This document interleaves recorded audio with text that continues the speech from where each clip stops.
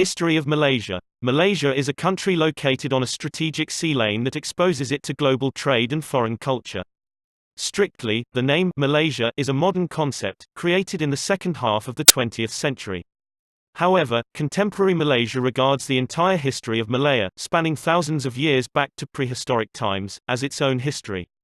An early Western account of the area is seen in Ptolemy's book Geographia, which mentions a golden Chersonese, now identified as the Malay Peninsula. Hinduism and Buddhism from India and China dominated early regional history, reaching their peak during the reign of the Sumatra-based Srivijaya civilization, whose influence extended through Sumatra, Java, the Malay Peninsula and much of Borneo from the 7th to the 13th centuries.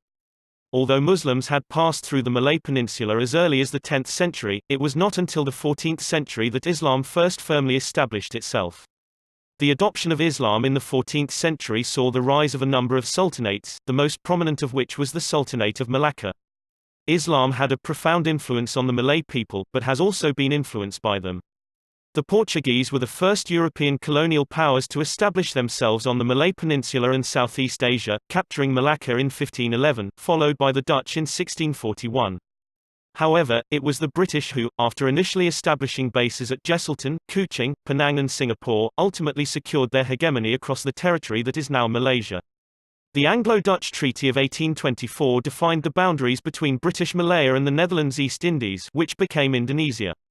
A fourth phase of foreign influence was immigration of Chinese and Indian workers to meet the needs of the colonial economy created by the British in the Malay Peninsula and Borneo. Japanese invasion during World War II ended British domination in Malaysia.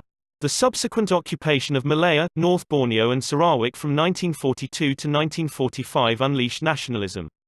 In the peninsula, the Malayan Communist Party took up arms against the British.